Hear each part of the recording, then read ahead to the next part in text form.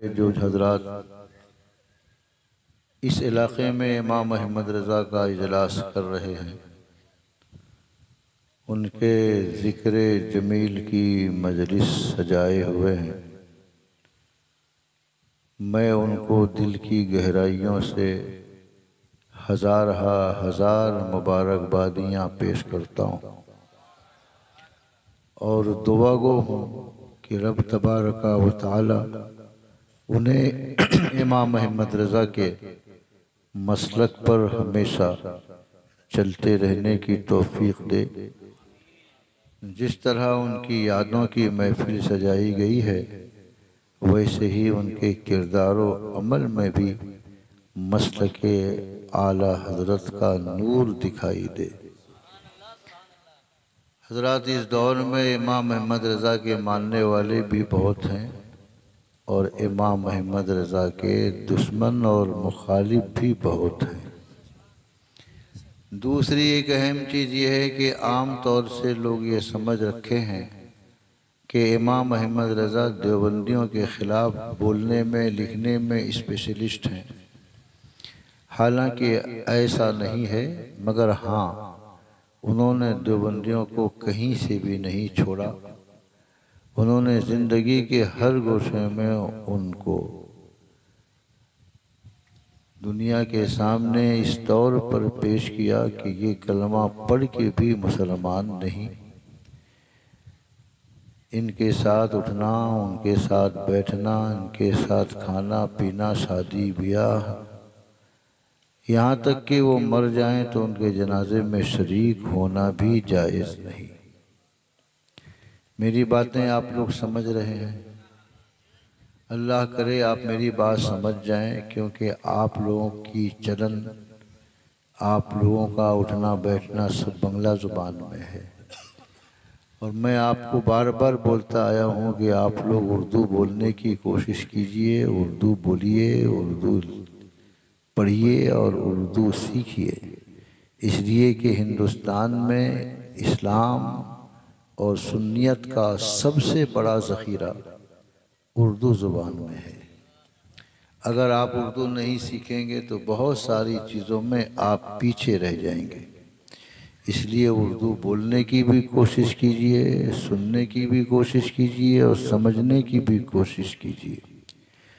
इमाम अहमद रज़ा क्या हैं, बहुत कम लोग इस हकीकत से वाकिफ़ हैं, मगर मैं आपको इमाम अहमद रज़ा क्या हैं दो जुमलों में बताऊंगा।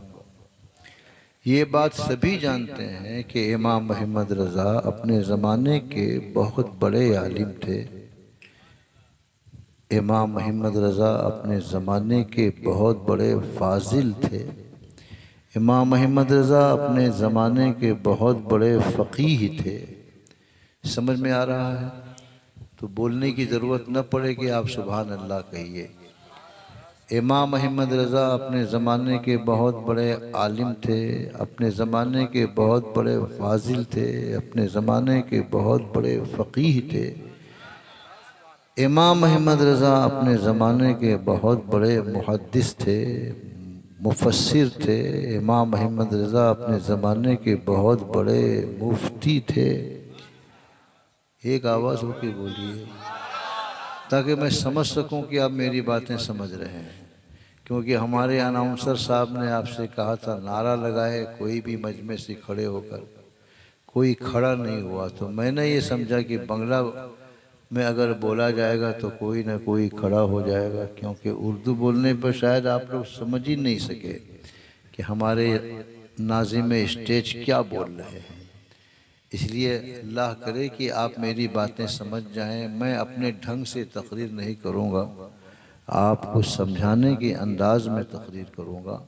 बहुत सख्त अल्फाज और मुतरादिफ़ात बयान करके आपसे मैं वाहवाही नहीं लूटूँगा, बल्कि मैं कोशिश ये करूँगा कि अल्लाह और उसके रसूल की अच्छी और सच्ची बातें आपके दिल और दिमाग पे उतर जाएं तो आज के जलसे की कामयाबी की ज़मानत बन जाए। अभी तक जो जोश व वलवला होना चाहिए वो आपके अंदर पाया नहीं गया। इमाम मोहम्मद रज़ा अपने ज़माने के बहुत बड़े आलिम थे, अपने ज़माने के बहुत बड़े फाजिल थे, अपने ज़माने के बहुत बड़े फ़क़ीह थे, अपने ज़माने के बहुत बड़े मुहद्दिस थे, मुफक्किर थे, मुफस्सिर थे, मुनाज़िर थे। अपने ज़माने के इमाम मोहम्मद रज़ा बहुत बड़े मुफ्ती थे। इमाम मोहम्मद रज़ा की ये सारी सिफ़तें एक मकाम पर रखो, अलग रखो। बैठिए, आप बैठिए, चुपचाप बैठिए, कोई आप पैसा वैसा लेके नहीं आएगा। मैं कई मरतबा आप लोगों के इलाके में, यहाँ नहीं बहुत सारी जगहों पर ये बोल चुका हूँ कि अगर कोई चंदा करने वाला आपको चंदे की दावत दे तो आप कितनी देर में उसको पूरा करेंगे? 2 घंटे में? 3 घंटे में? मुझे बताइए कि किसके नाम से आप चंदा देते हैं? किसी के बाप के नाम से नहीं, रसूल पाक के नाम से। रसूल पाक ने सब कुछ हमारे लिए कुर्बान किया और हम उनके लिए थोड़ा सा माल कुर्बान नहीं कर सकते कि 2-2 घंटे तक चंदा करने वाला आपको कुरेदेगा, उभारेगा, तब जाके 10, 20, 50, 100, 200, 500, 1000 लाएंगे। ऐलान होते ही टूट पड़ना चाहिए, ये मामला 15 मिनट में खलास हो जाना चाहिए। वक्त का सही इस्तेमाल कीजिए। जितनी देर तक चंदा करने में लगता है उतनी देर तक आपका वक्त ज़ाय होता है। उतनी देर तक अगर एक मसला भी आप जान लेते तो आपकी दुनिया और आखिरत की ज़िंदगी संवर जाती। बहुत खूब, सुभान अल्लाह। हज़रत इमाम गज़ाली ने फरमाया है कि मुझे रात भर नवाफिल पढ़ने से बेहतर है एक मसला जान लेना। अल्लाह, सुभान अल्लाह। एक मसला अगर आप जान लें तो आपकी ज़िंदगी में काया पलट हो जाए। मैं चाहता हूं कि आप इमाम मोहम्मद रज़ा क्या हैं उसको भी जानिए और इमाम मोहम्मद रज़ा के मसलक पर अपने आप को चलते रहने की कोशिश कीजिए। अगर आपने ऐसा किया तो आपकी दुनिया और आखिरत की ज़िंदगी संवर जाएगी। मैं देख रहा हूँ कि दाहिने बाएं चारों तरफ, दोनों तरफ हमारे इस्लाम की मुअज़्ज़ज़ ख़वातीन यानी औरतें, बहनें, बेटियां, ये सब भी बैठी हुई हैं। इस इलाके में मैं एक पहली मर्तबा नहीं आया।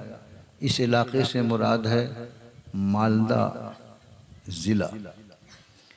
बहुत आया, बार बार आया, मगर मैं ये महसूस करता हूँ कि मर्दों से कहीं ज़्यादा कम औरतें तकरीरें सुनती हैं, समझती हैं।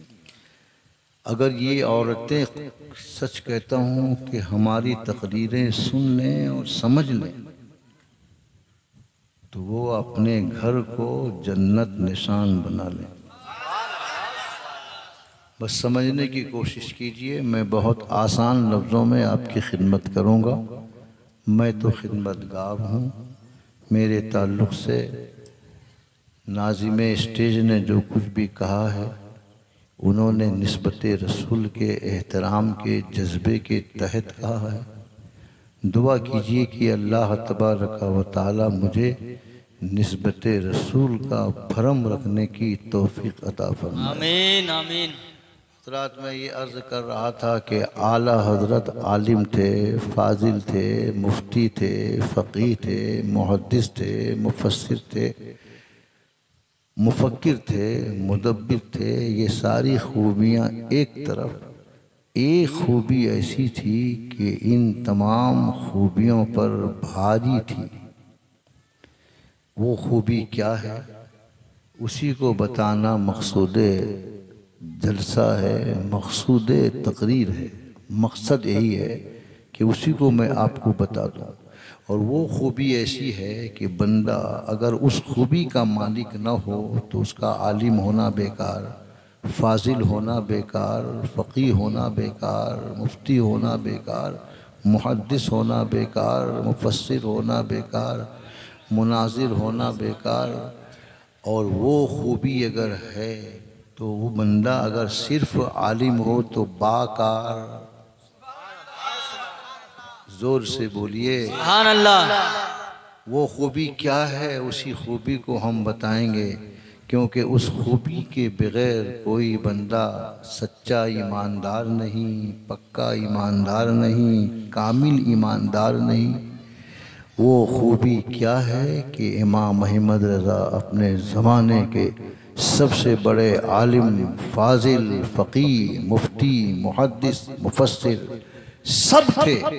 और उस पर सबसे बड़ी खूबी ये थी कि वो अपने ज़माने के सबसे बड़े आशिक़े रसूल। सुभान अल्लाह। नारे तकबीर, नारे रिसालत, नारे हैदरी, मसलके आला हजरत, फैजाने आला हजरत, नारे तकबीर, नारे रिसालत।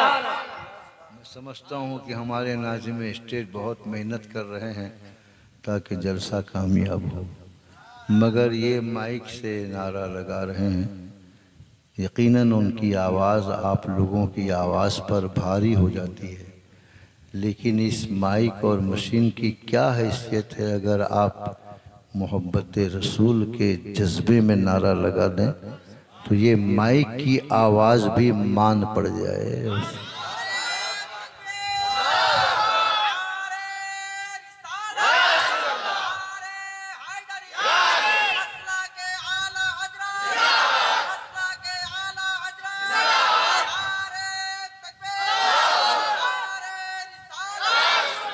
हजरात, इन्होंने बहुत अच्छा नारा लगाया है और ये नारा पूरे हिंदुस्तान में गूंज रहा है, पाकिस्तान में भी, बांग्लादेश में भी। ये नारा इतना ज़बरदस्त नारा है कि शायद ही कोई सच्चा सुन्नी मुसलमान हो जो इस नारे को याद न रखे हुए हो। बाकी नारा लगाने के बाद जवाब देने में लोगों को कभी कभी दुश्वारी होती है, लेकिन मसलके आला हज़रत लगाते ही लोगों की ज़ुबान पर जिंदाबाद का लफ्ज़ निकल जाता है। हजरात, मुझे याद दिलाइएगा कि मसलके आला हज़रत के ताल्लुक़ से मैं चंद अच्छी और सच्ची बातें ज़रूर पेश करूँगा, मगर फ़िलहाल जो मैं कहना ये चाहता हूँ वो ये है कि रसूल पाक सल्लल्लाहु अलैहि वसल्लम की सच्ची मोहब्बत इमाम अहमद रज़ा को हासिल थी। जोर से बोलिए। ऐसी मोहब्बत थी, ऐसी मोहब्बत थी, ऐसी मोहब्बत थी कि जिन लोगों ने ये लिखा अपनी किताब में, रसूल पाक मर के मिट्टी में मिल गए, माअज़ल्लाह। उन लोगों ने अपनी किताब में लिखा रसूल पाक मर गए, अब मुर्दे से क्या लेना देना है। हालांकि मेरा रसूल कल भी जिंदा था, आज भी जिंदा है और जिंदा रहेगा। बातें अगर आप समझ रहे हैं तो फिर दलीलें भी आप मुलाहजा फरमाते रहिए। मैं बहुत आसान लफ्ज़ों में आपकी खिदमत करने की कोशिश करूँगा। हमारे उलमा स्टेज पर मौजूद हैं, उनकी मौजूदगी में जो भी बात होगी ज़िम्मेदारी के साथ होगी। और दूसरी चीज़ ये है कि ये बरेलवियों का स्टेज है। ज़ोर से बोलिए। इसके बाद के जुमले पर तो आपको वज़्द तारी हो जाएगा। ये बरेलवियों का स्टेज है, यहाँ जाहिलाना बात नहीं होती, वरना आजकल तो अपनी दुकान और मकान चमकाने के लिए जाहिलाना गुफ्तगू से कितने लोग हैं जो परहेज करते हो। यहाँ हम आलिमाना बात करेंगे। इमाम अहमद रज़ा ने फतावा रज़विया में अल अमनो वल उला में सैयदना मुहम्मदुर रसूलुल्लाह सल्लल्लाहु ताला अलैहि वसल्लम के ताल्लुक़ से ये दलीलों के साथ लिखा कि मेरा रसूल मुर्दा नहीं। इसलिए तब मैं समझूंगा ना आप मेरी बात समझ रहे हैं। इमाम अहमद रज़ा ने फतावा रज़विया में, अहकाम शरीयत में, अल अमनो वल उला में साफ साफ दलीलों के साथ लिखा कि मेरा रसूल मुर्दा नहीं। ठीक से बोलिएगा, सब्र कीजिए। मेरा रसूल मुर्दा नहीं बल्कि वो जिंदा है। मैं उनकी ज़िंदगी के ताल्लुक़ से आला हज़रत ने जो कुछ लिखा है उसका सिर्फ एक निचोड़ पेश करता हूँ, और मेरा यकीन है कि आपकी समझ में बात आएगी। और इतना वक्त नहीं है और ज़ुबान आपके सामने ऐसी नहीं पेश कर सकता कि आप पूरे तौर पर समझ जाएं। सिर्फ मोटी मोटी बातें हम आपके सामने रखेंगे। सबसे पहले एक बात बताइए कि बंदा जब किसी खातून से शादी करता है तो ये निकाह कब तक बाकी रहता है? मालूम है? आपने जो अपनी किसी खातून से निकाह किया है, ये निकाह कब तक रहेगा? निकाह के टूटने के बहुत सारे असबाब होते हैं, लेकिन उन सबबों की तरफ आप मत जाइए। सिर्फ इतना बताइए कि ये निकाह कब तक बाकी रहता है? जब तक जिंदगी बाकी रहती है। ये हमारे उलमा तशरीफ फरमा है, हर एक इस बात की गवाही देगा। निकाह कब तक बाकी? जब तक जिंदगी, बोलिए जोर से, यानी जब तक बंदा और बंदी जिंदा हैं तब तक निकाह बाकी है। और एक मसला जान लीजिए कि जो औरतें निकाह शुदा हैं, जिनका निकाह हो चुका है, वो औरतें फिर किसी दूसरे से निकाह नहीं कर सकती। निकाह करना हराम है, हराम है, हराम क़तई है। कुरान से इसका हराम होना साबित है। मसला समझ में आया? कहाँ गए हजरत मौलाना अब्दुल मालिक साहब? क्या मैंने अर्ज किया कि जो औरतें निकाह शुदा हैं, निकाह वाली हैं, उनसे निकाह करना किसी भी मर्द के साथ हराम है। तशरीफ रखिए हजरत, आप जाएंगे नहीं, हम आपको सुने हैं, आप भी मुझे सुनेंगे। दरूद शरीफ पढ़िए।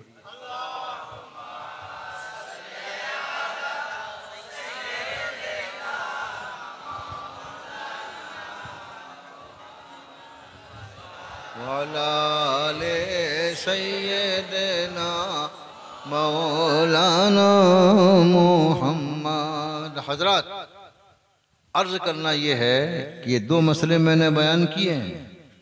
एक मसला तो ये है कि निकाह कब तक बाकी? जब तक जिंदगी। एक आवाज होके बोलिएगा तो मैं समझूं। मर्द औरत का निकाह कब तक बाकी? जब तक जिंदगी बाकी है। इसी तरह से जो औरतें निकाह शुदा हैं, उनका निकाह हो चुका है, वो किसी और से निकाह नहीं कर सकती। उनका किसी और से निकाह करना हराम है, हराम है, अशद्द हराम है, हराम क़तई है। अगर इस निकाह को कोई हलाल समझेगा तो वो ईमान से खारिज हो जाएगा, क्योंकि कुरान कहता है वल मुहसनातो मिनन निसा, यानी हराम की गई हैं निकाह वाली औरतें। जोर से बोलिए। ये दो मसला अगर आपने समझ लिया तो फिर आने वाली बातों को समझने में आपको आसानी होगी। असल में अल्लाह का शुक्र अदा कीजिए, मैं भी शुक्र अदा करता हूँ कि हम लोग उन मुकर्रिरों में नहीं हैं जो सिर्फ तकरीर करते हैं और जो चाहते हैं बकते हैं। हम लोग तो कुरान, हम लोग तो पढ़ाते भी हैं और फतवा भी देते हैं। इसलिए जो बात बोलेंगे जिम्मेदारी के साथ बोलेंगे। मैंने पहले ही कह दिया है कि ये स्टेज बरेलवियों का है, यहाँ जाहिलाना बातें नहीं होती, आलिमाना बातें होती हैं। ये दो मसले अगर आपने समझ लिए, एक तो ये है कि मर्द और औरत का निकाह उस वक्त तक बाकी रहता है जब तक वो जिंदा है। दूसरा मसला क्या है कि निकाह वाली औरतें किसी और से निकाह नहीं कर सकती, निकाह करना उनके लिए हरामे क़तई है। इतनी बातें अगर आपने समझ ली हैं तो इमाम अहमद रज़ा ने फतावा रज़विया में जो कलमबंद फरमाया है वो ये है कि रसूलुल्लाह सल्लल्लाहु ताला अलैहि वसल्लम की जो अज़वाजे मुतहरात थी, अज़वाजे मुतहरात समझते हैं जी? कोई भी समझता हो तो मुझे बताए। हैं मुक़द्दस बीवियां, अज़वाजे मुतहरात का माना क्या है? मुक़द्दस रसूल पाक की पाकीज़ा बीवियां। समझ में आया ना? उसको उनको क्या कहा जाता है? अज़वाजे मुतहरात। अज़वाज का माना है बीवियां, मुतहरात का माना है पाकीज़ा। यानी मेरे सरकार की जितनी मुक़द्दस बीवियां हैं वो सब पाक हैं, पाकीज़ा तर है। सरकार अक़दस सल्लल्लाहु अलैहि वसल्लम भी कानून कुदरत के तौर पर मौत को लब्बैक कहा। सरकार के ऊपर भी मौत तारी हुई, कोई इसका इनकार नहीं कर सकता। कानून कुदरत है, कुल्लो नफ्सिन ज़ाइक़तुल मौत, हर जानदार को मौत का मजा चखना है। सुभान अल्लाह। आप लोग बोल रहे हैं तो मैं समझ रहा हूँ कि आप लोग समझ रहे हैं, मगर मैं आपसे एक बात पूछूं कि मेरे सरकार सल्लल्लाहु अलैहि वसल्लम की रूह निकाली गई, निकालने वाला मलकुल मौत है, हजरत इज़राइल हैं। आप जानते हैं कि मौत के बाद रूह नहीं मरती, रूह जिंदा रहती है, मगर रूह को रखने की जगह अलग अलग है। नेकों की रूहों को अलग जगह रखा जाता है और बुरों की रूहों को अलग अलग जगह रखा जाता है। तो हजरत मलकुल मौत ने जब मेरे रसूल की रूह निकाली तो वो लेके चले पहले आसमान पे, फरमाया रख ले हबीब खुदा के की रूह को बतौरे अमानत। आसमान ने माजरत कर दी कि मैं नहीं रख सकती, मैं इस लायक नहीं हूं कि हबीब खुदा की रूह को रख सकूं। दूसरे, तीसरे, चौथे, पांचवें, छठे और सातवें आसमान ने भी यही माजरत की कि हम रूहे मुहम्मदी को रखने की सलाहियत नहीं रखते, ताकत नहीं रखते, हम इसके अहल नहीं हैं कि रख सकें। जोर से बोलिए सुभान अल्लाह, सुभान अल्लाह। सिदरतुल मुंतहा ने भी यही कह दिया, अर्श ने भी यही कह दिया, जन्नत की बहारों ने भी माजरत कर ली। तो हज़रत जिब्राईल, हज़रत इज़राईल अलैहिस्सलाम ने अल्लाह की बारगाह में अर्ज़ किया, या अल्लाह तेरे हबीब की रूह मैंने निकाल ली है तेरे हुक्म पर, मगर जहाँ जहाँ मुक़द्दस मकामात पर रखने के लिए जाता हूँ सब लोग माजरत कर रहे हैं, आखिर इस रूह को मैं कहाँ रखूं। हज़रात ज़ोर से बोलिए सुभान अल्लाह। इसके बाद का जुमला सुनने के बाद आपका ईमान ताज़ा हो जाएगा। जिब्राईल हजरत इज़राइल अलैहिस्सलाम ने अर्ज किया, या अल्लाह तेरे महबूब की रूह को कहाँ रखूं?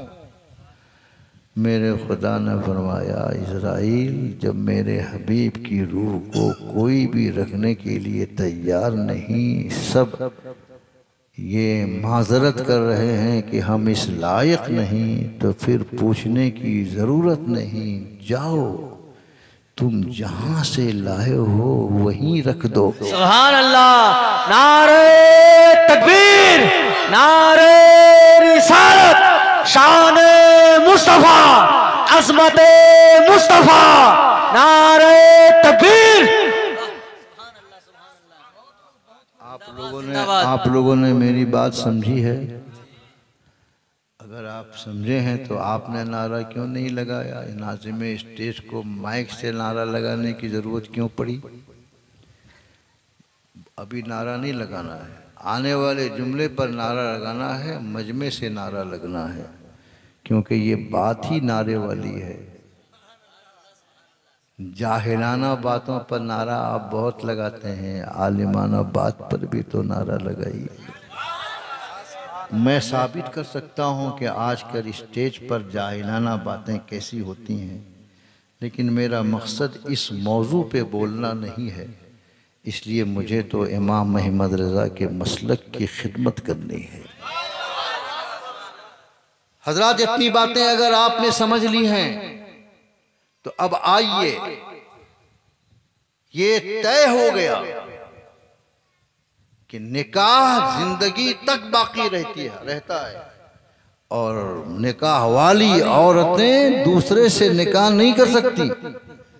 लेकिन जब कानून कुदरत के तौर पर मेरे नबी का विसाल हो गया, वफात हो गई, सरकार अल्लाह की बारगाह में पहुंच गए, उनको प्यारे हो गए, तो अब सवाल ये पैदा होता है कि मेरे सरकार की किसी भी बीवी, मुक़द्दस पाकीज़ा बीवी ने क्या किसी से निकाह किया? बहुत गौर से इस मसले को आप समझिए। नहीं किया। और आप जानते हैं कि अरब की सरजमीन पर बेवाओं से निकाह करना आम रवाज था। हमारे यहाँ क्या है, अगर कोई बेवा हो गई तो उसका निकाह दूसरे से कराना जुए शीर लाना है, बहुत परेशानी है। यहाँ तक कि अगर एक दिन के लिए भी किसी की शादी हो गई, अब उसको भी लोग झूठा समझ के शादी करना नहीं चाहते हैं। हालांकि उस खातून का कहना यह है कि मैंने जिससे शादी की थी वो नाम मर्द है, मुझे उसने छुआ तक नहीं, मैं पाक हूँ। इसके बावजूद लोग उससे निकाह नहीं करते हैं, यही कहते हैं कि ये दूसरी शादी होगी। मगर अरब की सरजमीन पर बेवाओं से निकाह करना आम था। खुद मेरे सरकार ने अपना पहला निकाह बेवा से किया है।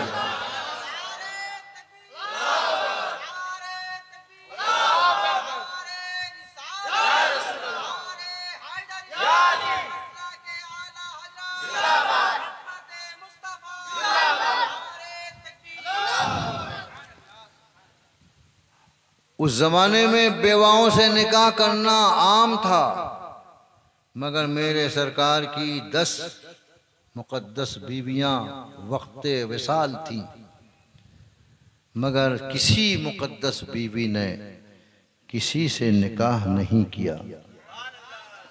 जोर से बोलो, ये अक़ीदे की बात है।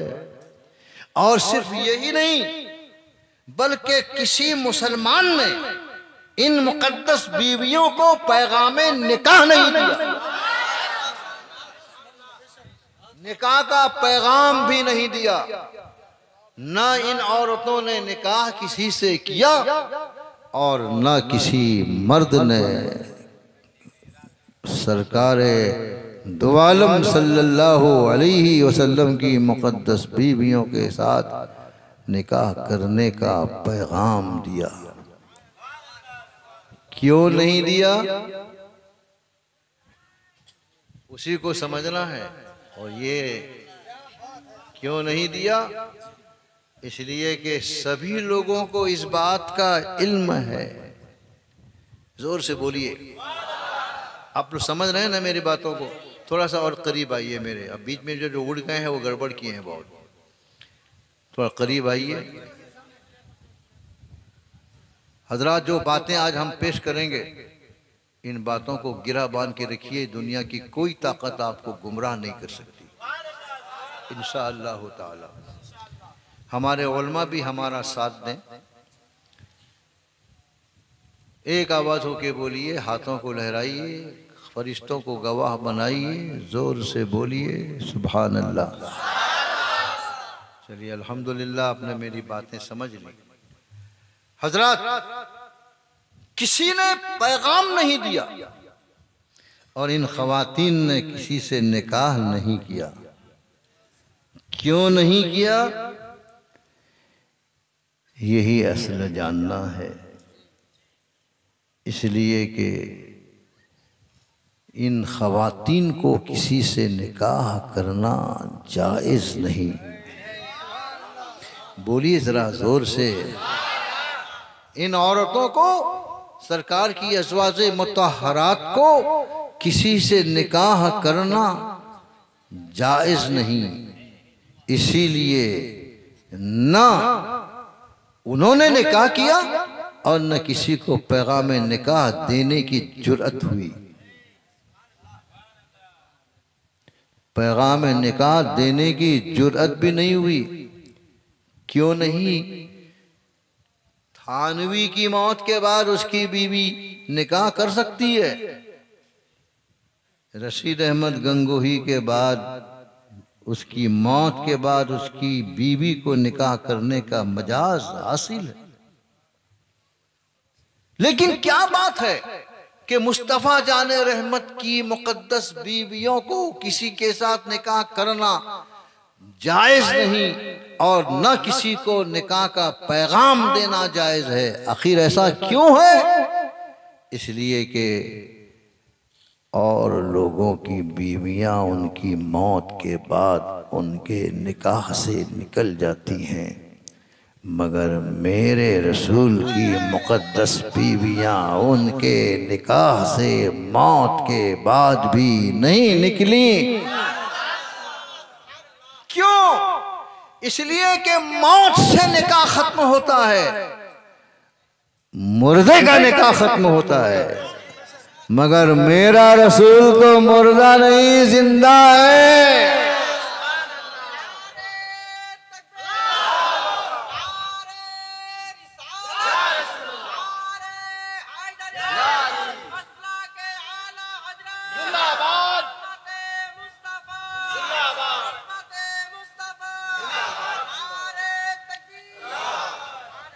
निकाह किसी और से नहीं कर सकती, इसलिए कि वो अभी भी बदस्तूर निकाह में है।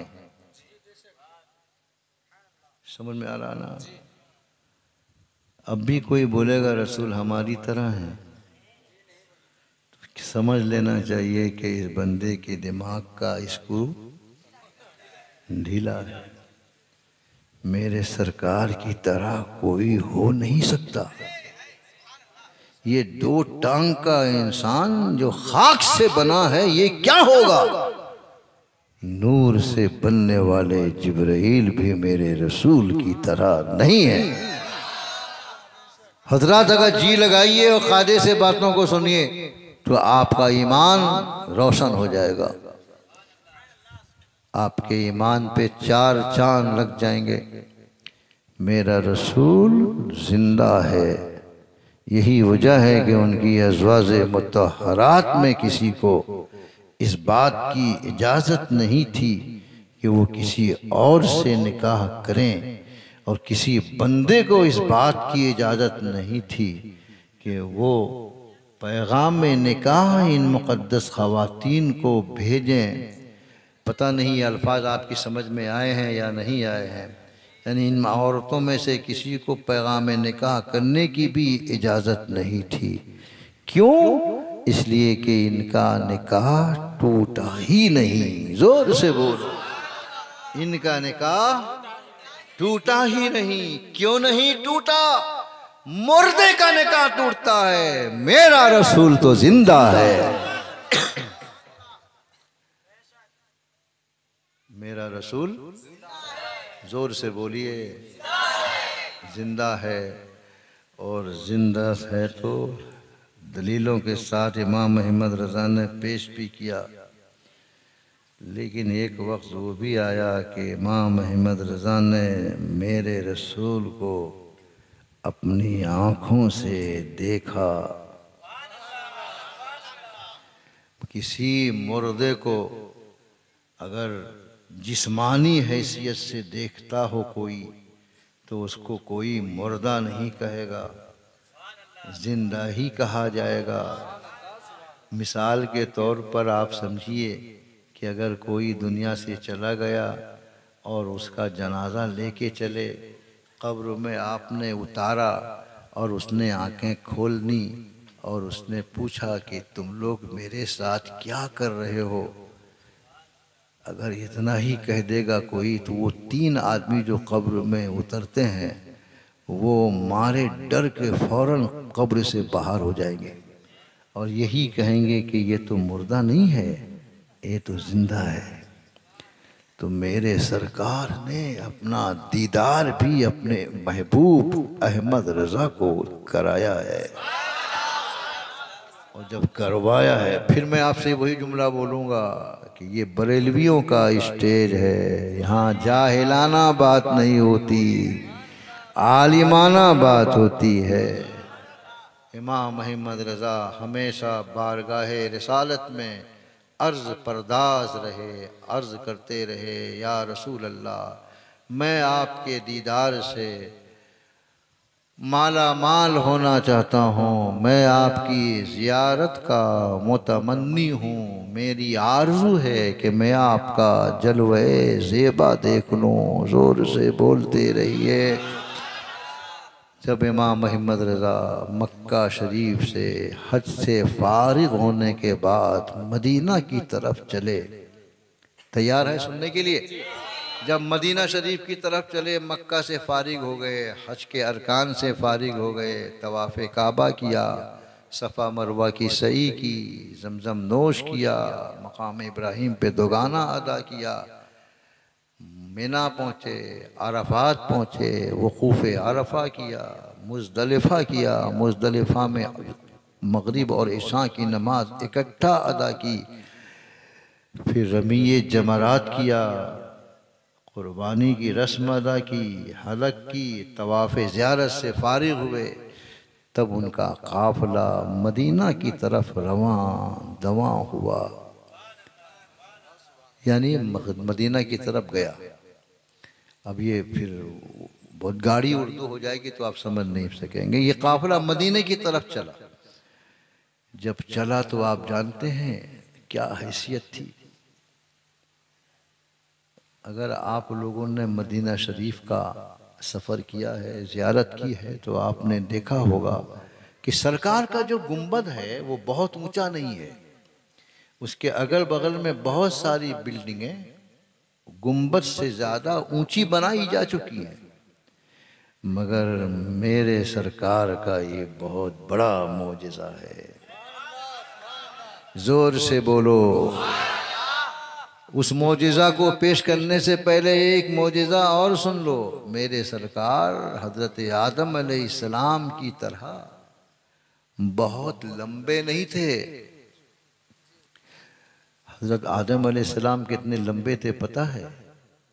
30 गज 90 मीटर, यानी 9 मंजिला इमारत। कितने लंबे थे? मगर मेरे सरकार का हाइट, उनका मुबारक कद ना बहुत लंबा था और ना एकदम नाटा था। उर्दू में कहा जाता है वो दरमियानी कद के थे, बीच वाला हाइट था, है ना हज़रत? और सरकार के ज़माने में लंबे लंबे सहाबा थे और जो हाइट के एतबार से सरकार से लंबे थे।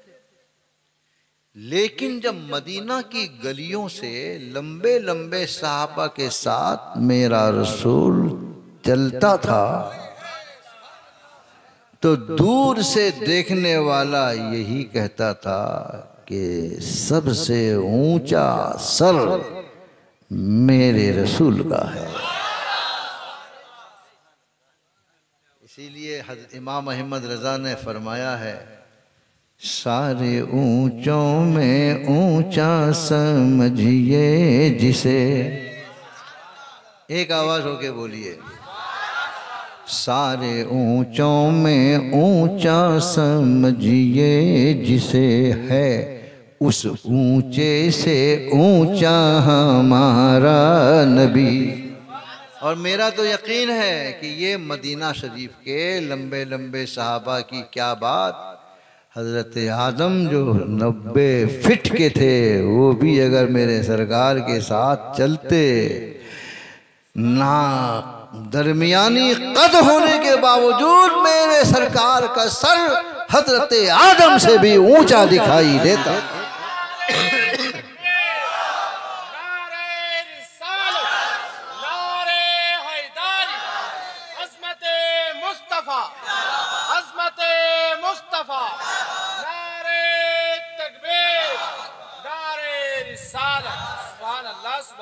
हाजियों का काफिला चला, मदीना शरीफ पहुंचा। मैंने अर्ज किया कि बड़ी बड़ी बिल्डिंगें, ऊंची ऊंची बिल्डिंगें गुंबद खजरा से भी लंबा बन चुकी हैं, मगर जब मदीना पहुंचिएगा दूर से जहां से गुंबद खजरा दिखाई देगा तो आपको यही महसूस होगा कि सब बिल्डिंगें नीची हैं, नबी का गुंबद सबसे ऊंचा। आज भी ये मौजज़ा है।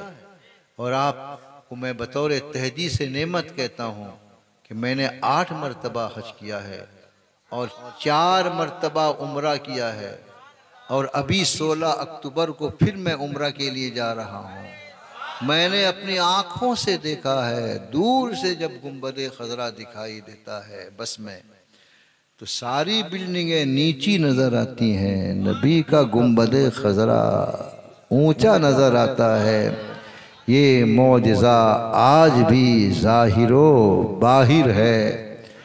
इमाम अहमद रज़ा जब हज से वापस मदीना पहुँचे, दूर से गुंबद खजरा नज़र आया तो आप जानते हैं उनके इश्क ने क्या कहा।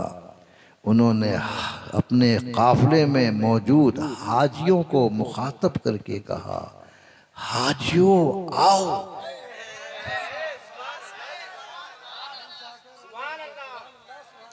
अगर इजाजत दें तो तरन्नुम से पढ़ूं। हाजियों आओ शहंशाह का रोज़ा देखो।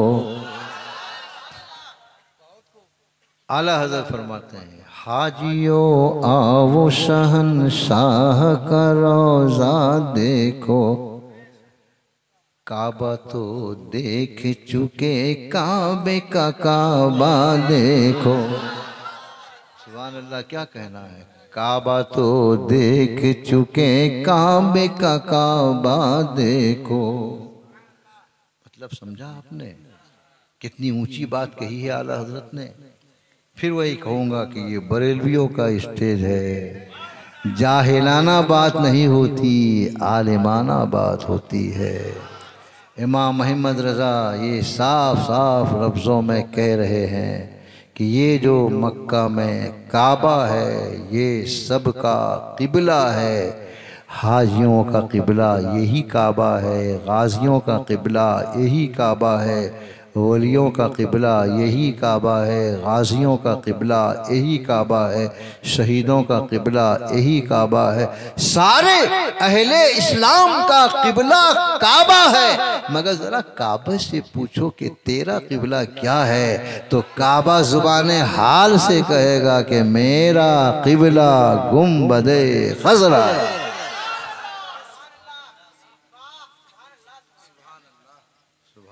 क्या कहना है। इमाम अहमद रज़ा मस्जिद नबवी पहुँचे। मस्जिद नबवी जानते हैं?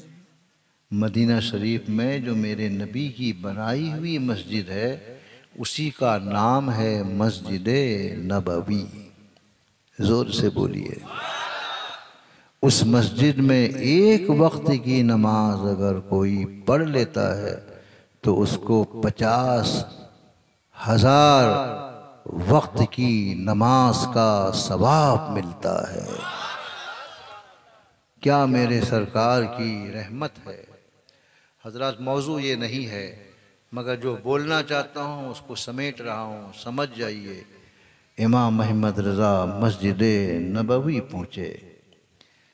मस्जिद नबवी पहुँचने के बाद सरकार की बारगाह में सलाम पेश किया जाता है। आप लोगों में किसी ने उम्रा किया हो या हज किया हो तो वो ज़्यादा जानेगा। एक सरकार की बारगाह में जब सलाम का नजराना पेश किया जाता है तो हुजूर के मवाजिह शरीफ के सामने खड़े होकर, मवाजिह समझते हैं? नहीं समझते ना, समझ जाइए। मवाजिह कहते हैं जिस मकाम पर मेरे सरकार का मुक़द्दस चेहरा है उसी के सामने गोलकी बनी हुई है। 3 गोलकी है।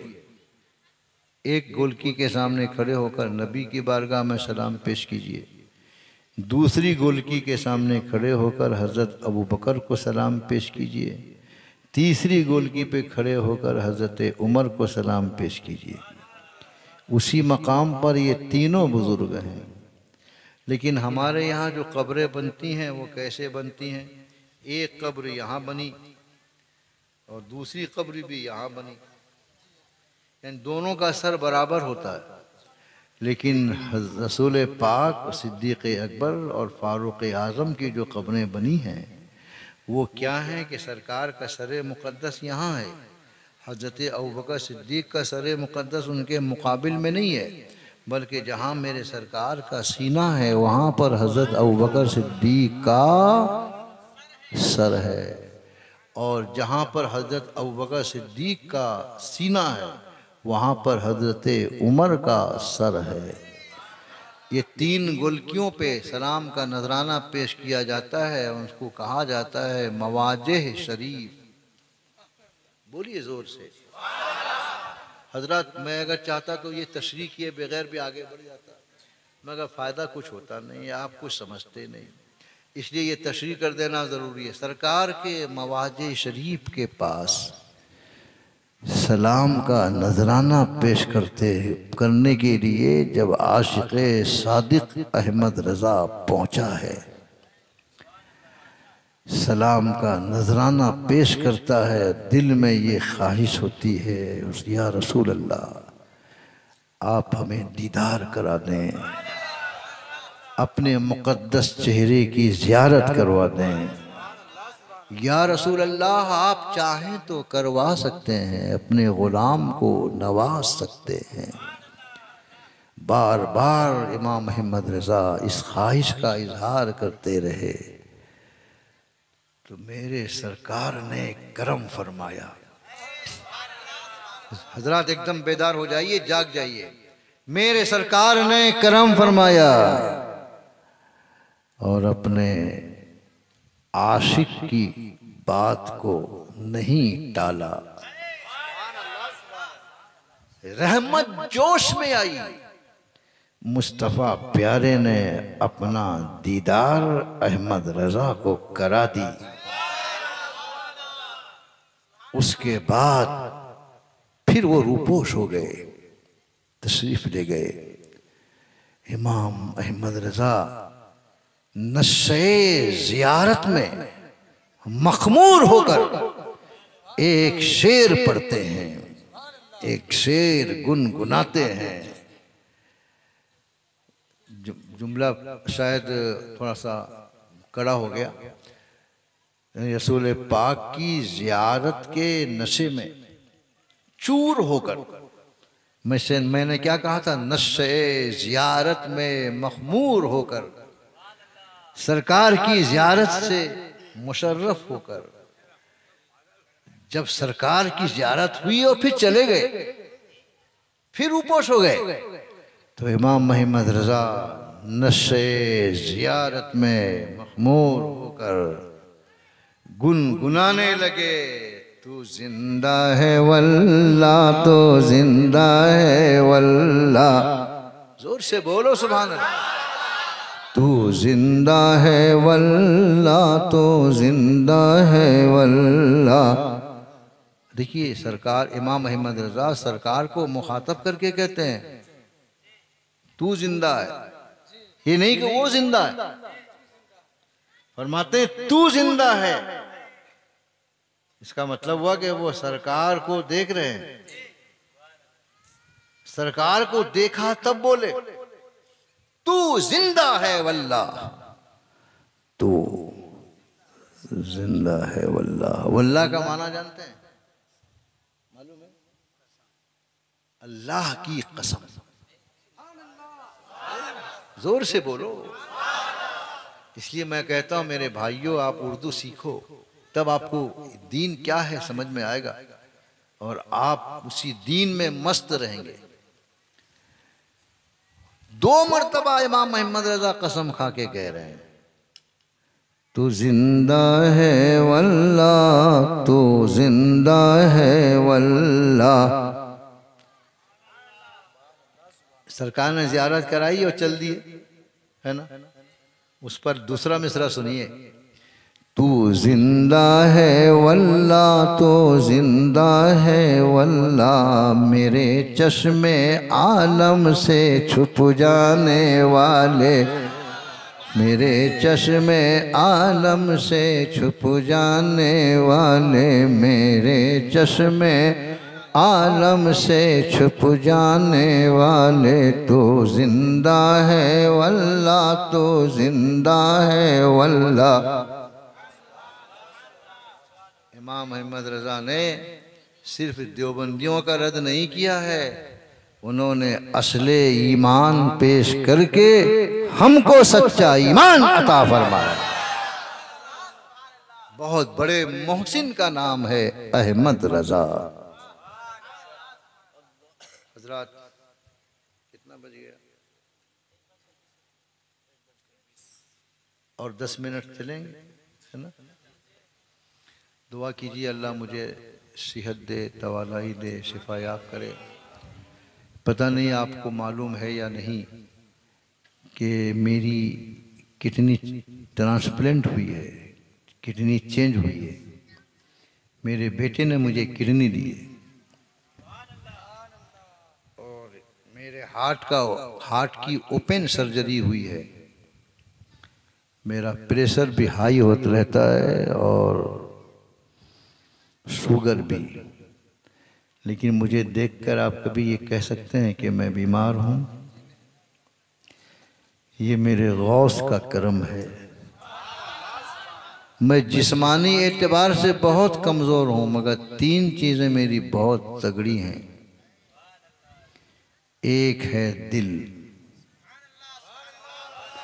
वो कमज़ोर नहीं है। दूसरा है दिमाग, वो कमज़ोर नहीं है।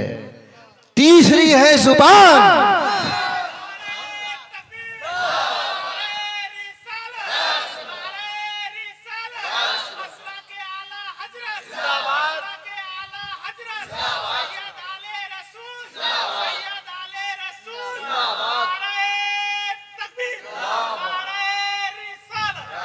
सुभान अल्लाह। अल्लाह आप लोगों के जज्बात सलामत रखे। आपने जो मसलके आला हज़रत जिंदाबाद का नारा लगाया है, कई बार कहा है ना। यहाँ पर मैंने पहले कहा था कि मुझे याद दिलाइएगा, मैं इस पर कुछ बोलूँगा। उसको बोलना बहुत ज़रूरी है। हमारे जो उलमा यहाँ पर जलवा अफरोज़ हैं वो तो जानते ही होंगे, लेकिन मैं एक बहुत बड़ा सवाल रखने वाला हूँ। मसलके आला हज़रत जिंदाबाद का नारा क्यों लगाओगे? क्यों मसलके आला हज़रत चिल्लाते हो? बंद करो ये सब नारा। तुम मसलके ख्वाजा नहीं कह सकते? कोई सुभान अल्लाह नहीं बोलेगा। ये मेरा दूसरा तेवर है। इसके बाद का तेवर भी सुनोगे। मसलके ख्वाजा तुम नहीं कह सकते, मसलके निजामुद्दीन औलिया नहीं कह सकते, मसलके मखदूम जहांगीर नहीं कह सकते। क्यों मसलके आला हजरत? यकीन जानो ख्वाजा आला हजरत से बड़े, निजामुद्दीन औलिया आला हजरत से बड़े हैं, मखदूम जहांगीर सिमनानी आला हजरत से बड़े हैं, कोई शक नहीं। मगर क्या बात है, बड़ों की तरफ ये मसलक मंसूब नहीं, और इन बड़ों से जो छोटा है उसकी तरफ मसलक मंसूब। क्यों? उसको जानना बहुत जरूरी है, वरना ये बहुत बड़ा इख्तलाफ है। इस पर काफी लोग इख्तलाफ करते हैं। किसी शख्स ने कहा कि मखदूम सिमना की तरफ मसलक क्यों नहीं मंसूब किया जाता। मैं भी चाहता हूं कि मसलके ख्वाजा आपके सामने बोलूं, उसका नारा लगाऊं। नारा लगाइए आप, मसलके ख्वाजा बोलिए, जिंदाबाद।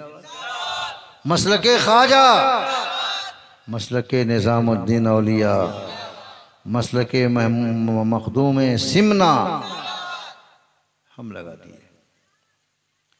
और ये लगाना कोई गलत नहीं है, मगर आपकी बीवी को आपने अपनी मां कह दिया। और से सुनिए मेरी बातों को, हमारे उलमा भी तवज्जो दें। ये बहुत बड़ा मार्का है इस पर, और मेरे सामने कोई टिकटा उकटा नहीं है। जहां मालूम हो जाएगा आले रसूल आ रहा है, सब भाग। हजरत, अब आपसे मैं कहता हूं कि हम मसलके ख्वाजा कहेंगे, आज से कहेंगे, नारा भी लगाएंगे, मगर हमने अपनी बीवी को मां कह दिया। अब ख्वाजा साहब के मसलक से मसला बताओ।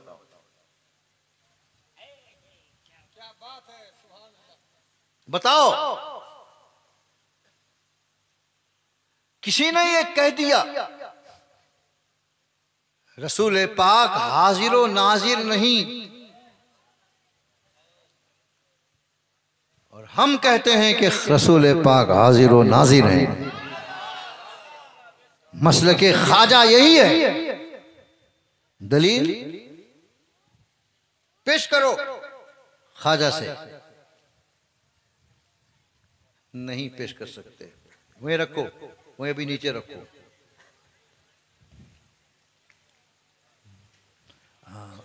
आ गए ना, और भी कुछ आने वाला है, बस बैठ जाओ, बैठो, आखिरी बात सुन लो। अरे वाह, बाल्टी पर बाल्टी आ रही है। अब ये सब अपना थोड़ी है, ये सब तो इमाम अहमद रजा का है, वही खिलाते हैं। आप जानते हैं कि सबसे कीमती लिबास औलिया में कौन पहनता था? मालूम है? गौसे आजम, यानी उस जमाने का बादशाह जो कपड़ा पहनता था, गौसे आजम वो कपड़ा पहनते थे। तो किसी ने कहा कि ये कैसा सूफी है कि इतना कीमती लिबास, बादशाह का लिबास भी नहीं छोड़ा। तो गौसे आजम ने जो जवाब दिया है, कसम खुदा के पढ़ने के बाद मेरा विजदान झूम उठा, मेरा विजदान झूम उठा। गौसे आजम ने जवाब दिया है, रहने दिए। गौसे आजम ने जवाब दिया कि मुर्दों को अच्छा कपड़ा, कफन का अच्छा कपड़ा देने का हुक्म है। मानते, ये मसला जानते हैं आप? ये सब मसला जानिए आप, खाली हु हल्ला वाली तकरीरें मत सुनिए। 25,000, 30,000, 40,000 का डिमांड करके आते हैं, क्या दे के जाते हैं आप? कभी भी तो समझिए, पैसे को ज़ाय मत कीजिए। हु हल्ला वाली तकरीर सुनने से आपको कुछ हासिल नहीं होता। आप मजमे से जाइए तो अपने दामन को गौहरे मुराद से भर के जाइए।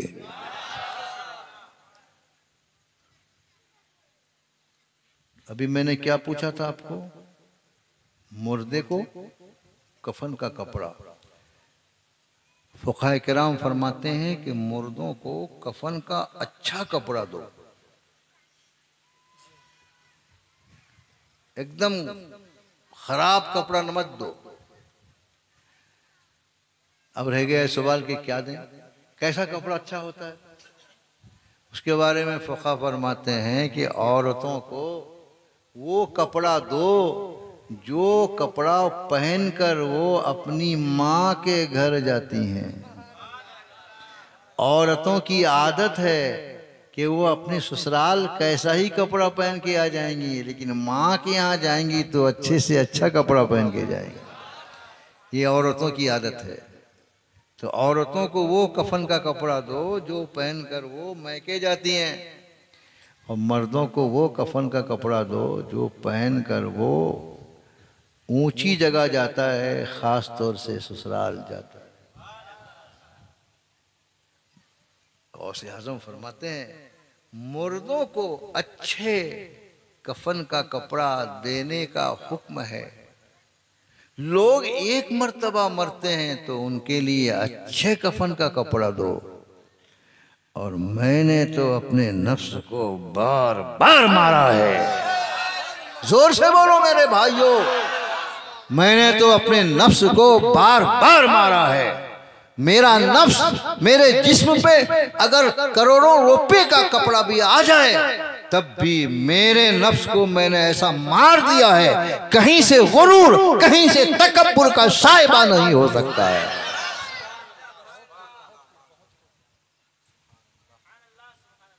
हजरत, अर्ज कर रहा था कि बरेलवियों का जिम्मेदार स्टेज है, यहाँ जाहिलाना बातें नहीं होंगी, आलिमाना बातें होंगी। मसलके ख्वाजा, मसलके मखदूम सिमना, सब बोलो, तुमको इजाजत है। मगर जब हम पूछेंगे मसला तो तुमको मसलके ख्वाजा से दिखाना पड़ेगा। मगर मेरे ख्वाजा की किताबें नहीं हैं, बहुत गौर से समझ लें आप। उनका मसलक मुदव्वन नहीं है, उनका मसलक किताबों में जमा नहीं है, इसलिए उनकी किताबों से आप मसला नहीं बता सकते। लेकिन इन तमाम आकाओं ने अपने मसलक को इमाम अहमद रजा को अता कर दिया। प्यारे, तुम किताबें लिखो, हर मसले का हल अपनी किताबों में लिख दो। अगर कोई भी मसला तुम्हारे मसलक से जानना चाहेगा तो तुम्हारी किताबों में देख लेगा, और जो देखेगा वही हमारा मसलक होगा। मतलब क्या हुआ कि मसलके आला हज़रत हकीकत में मसलके ख्वाजा है, मसलके गौस है, मसलके निज़ामुद्दीन औलिया है, मसलके मखदूम सिमना है। अलग इमाम अहमद रज़ा का मसलक नहीं है। बस यूं समझ लीजिए कि इमाम अहमद रज़ा का मसलक इन तमाम बुजुर्गों के मसलक का तर्जमान है। एक आवाज हो के बोलिए सुभान अल्लाह।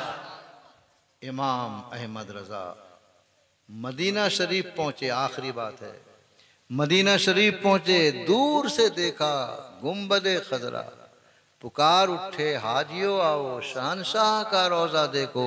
काबा तो देख चुके, जोर से बोलो सुभान अल्लाह। तो बोलोगे काबे का काबा देखो बोलना है।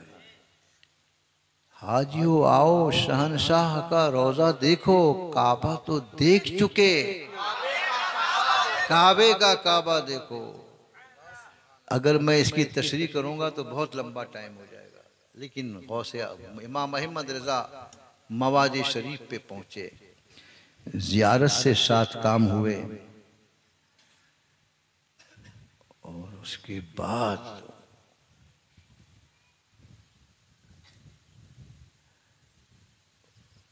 जब रसूल पाक के रोज़े का हुस्न देखा,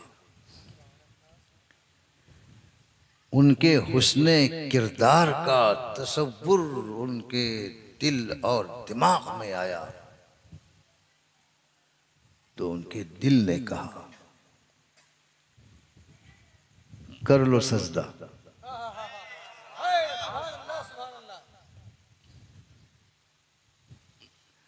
कर लो सजदा। आजकल बहुत सारे लोग सजदा करवा रहे हैं, है ना? बहुत सारे लोग सजदा करवा रहे हैं, मगर इमाम अहमद रजा जब वहाँ पर पहुँचे तो क्या देखा? सरकार का रोज़ा देखा, हुस्न और जमाल का मुरक्का देखा,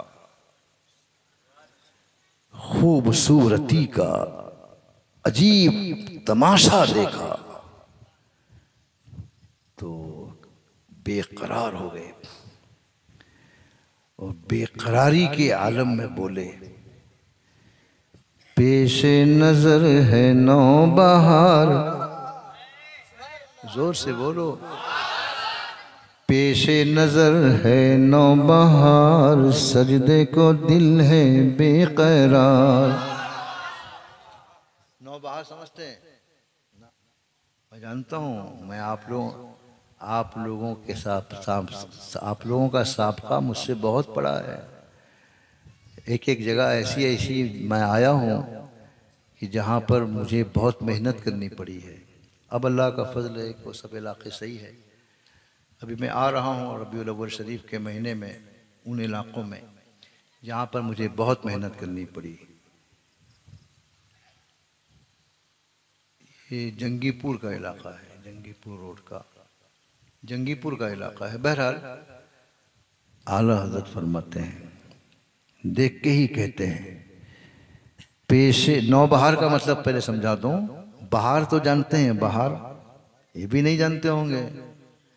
बहार कहते हैं कि जब आपने देखा होगा कि बरसात के मौसम में चारों तरफ हरियाली होती है, हरे हरे पत्ते, है ना, और फूल भी फूटा रहता है, कितना खुशनुमा मंजर होता है, उसी का नाम है बहार। और खिज़ां किसे कहते हैं पता है? कि वही पत्ते जब धूप से कुमलाकर झड़ते रहते हैं उसको कहा जाता है खिज़ां। तो इमाम अहमद रजा कहते हैं कि हमारी निगाहों के सामने नई बहार है। जोर से बोलो, बहार तो समझ गए ना? फिर तो आपको समझना चाहिए, सुभान अल्लाह कहना ही चाहिए।